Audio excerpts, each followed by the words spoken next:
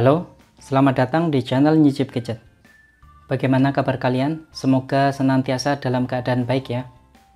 Di depan saya kali ini sudah ada sebuah paket. Ini isinya adalah sebuah HP mungil, tetapi memiliki spesifikasi flagship. Tapinya lagi pada masanya flagshipnya. Rencana saya akan nyicip HP ini beberapa minggu ke depan. Oh iya, ini paketnya sebenarnya sudah saya buka ya. Sudah saya cek-cek dulu HP-nya. Nah, ini dia HP-nya.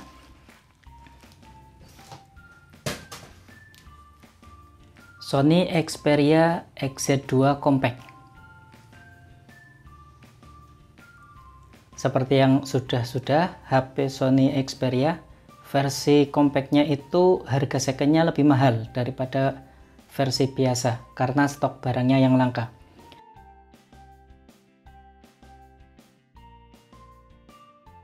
Tapi semingguan ini stok HP Sony Xperia XZ2 Compact ini muncul banyak bertebaran di marketplace online, sehingga harganya juga sudah mulai turun di marketplace online. Kalau dicek itu harganya ada yang 1,9 malah 1,9 juta sampai 2 juta sekian. Yang jelas di bawah 2.500.000. Kalau yang saya beli ini, saya belinya di Tokopedia, harganya masih agak tinggi sih, 2.250.000. Kebetulan pas saya beli, stok yang ada itu warna silver, hijau, dan pink, dan saya ambil yang ini, yang silver, atau disebutnya white silver. Kemudian untuk HP ini sendiri saya beli sebatang kara ya, cuma unit doang. Packagingnya juga cuma bubble wrap, terus unit HP-nya, dan paling di layarnya sebenarnya ada busa seperti ini, gabus seperti ini untuk lapisan di atas layarnya, cuma seperti itu.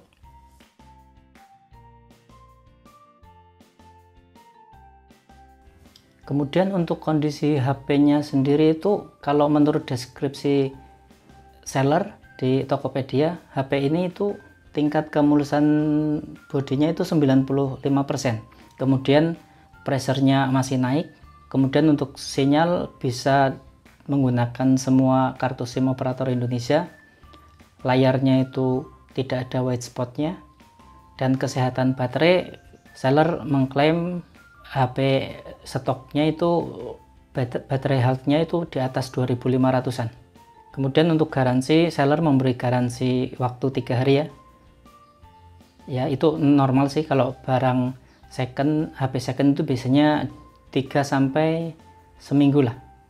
Nah, kemudian setelah saya cek, memang benar untuk kondisi unit yang saya dapatkan itu bodinya juga tingkat kemulusannya masih 95% sesuai lah. Nggak ada lecet maupun bocelnya ya. Kemudian untuk tombol-tombolnya juga masih empuk. Untuk kondisi fisiknya sesuai ya dengan deskripsi dari seller.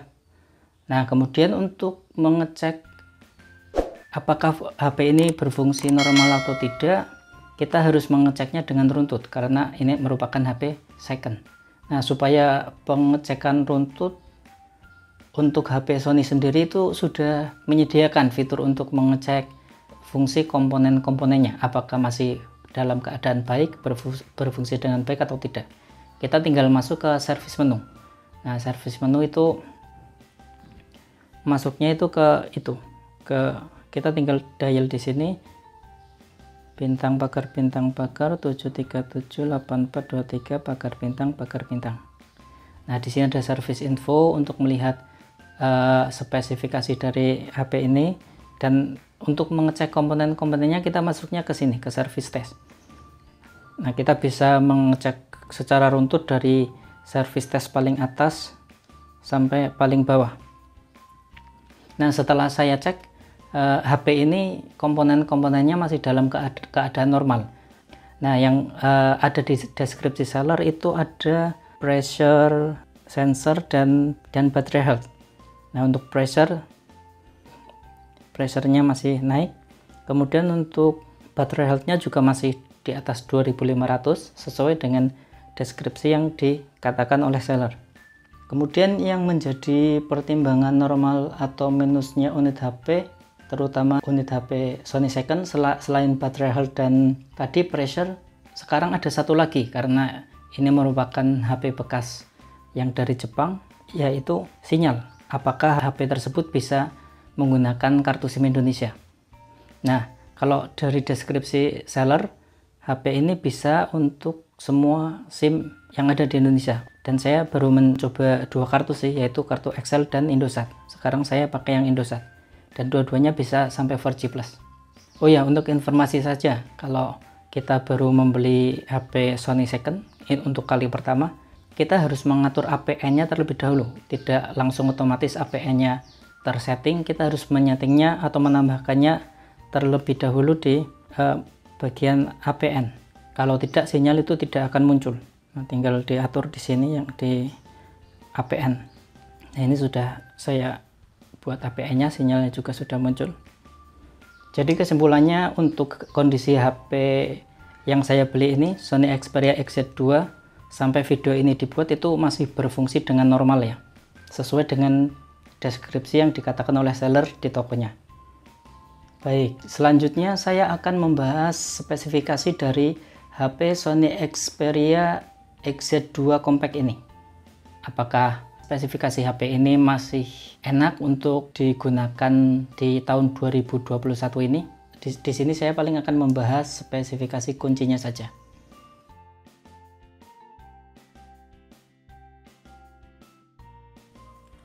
Nah, seperti yang tadi di depan saya katakan, HP mungil ini dimotori oleh spesifikasi yang flagship, tapi pada zamannya. Dengan dibekali SoC dari Snapdragon, yaitu Snapdragon 845. Kemudian layarnya itu 5 inci dengan panel IPS, sudah FHD. Jadi dengan layar yang kecil itu kita bisa menikmati gambar atau video yang lebih tajam karena layarnya sudah FHD di layar 5 inci ini. Kemudian untuk RAM 4 GB dan internal itu 64 GB. Kemudian untuk baterai ya sesuai dengan bodi HP-nya ya, kapasitas baterainya juga kecil, hanya 2700 mAh dengan lubang cas atau port chargernya itu sudah Type C. Kemudian untuk port audio tidak ada, kita tidak akan menemukan colokan earphone atau headset di HP ini. Tapi jangan khawatir karena HP ini sudah dilengkapi dengan dual speaker, front dual speaker. Kalau untuk menonton video atau mendengarkan musik tapi bukan yang membutuhkan yang sangat detail ya sudah cukup lah. Kemudian untuk kameranya, nah ini kameranya single kamera. Bagaimana rasanya menggunakan single kamera belakang di tahun 2021 ini? Nah, single kamera belakang untuk HP ini itu 19 MP. Untuk kamera depan sendiri, kamera selfie-nya itu hanya 5 MP. Kemudian OS-nya itu Android 10 dan sudah ada NFC-nya seperti yang tadi saya katakan. Kemudian untuk sensor sidik jarinya, ini berbeda dengan HP Sony seri sebelumnya, seri-seri sebelumnya dan sesudahnya. Cuma di seri XZ2 dan 3 saja yang menggunakan rear mount seperti ini. Ya, ada yang pro, ada yang kontra juga sih untuk penggunanya, ada yang suka, ada yang tidak, itu tergantung preferensi masing-masing juga. Nah, untuk spesifikasi seperti itu.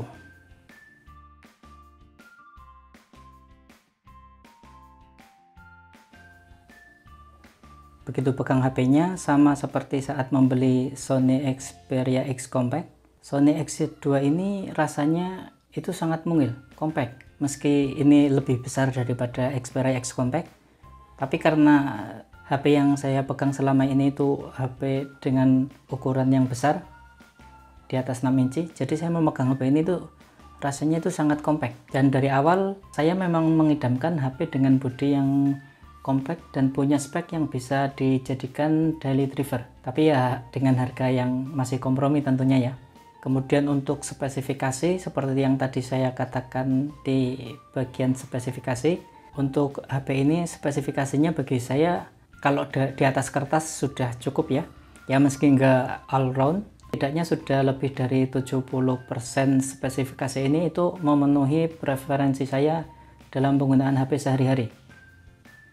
Mulai dari chatting, sosial media, kemudian lihat-lihat marketplace, nonton video YouTube, mengambil foto, dan ya mungkin sesekali untuk bermain game.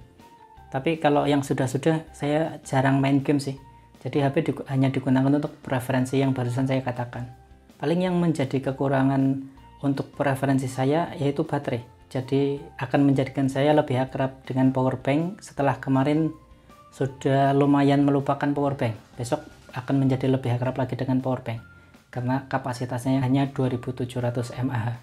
Oh ya, satu lagi, kartu SIM. Karena saya punya 2 kartu SIM yang aktif semua, paling tidak saya sekarang harus pegang 2 HP kalau menggunakan HP ini, karena cuma ada single SIM, artinya cuma 1. Sedangkan untuk jack audio yang absen pada HP ini bagi saya tidak masalah, karena saya juga jarang pakai earphone. Kamera, nah ini yang di zaman dimana HP sejutaan saja kameranya minimal 2 biji. Nah ini cuma ada 1 biji.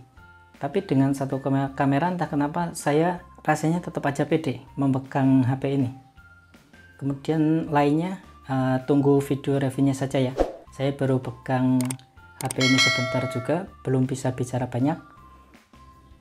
Baik, seperti itu saja dulu pembahasan tentang HP Sony Xperia XZ2 Compact Docomo ini. Apakah HP ini akan bertahan atau berpindah tangan?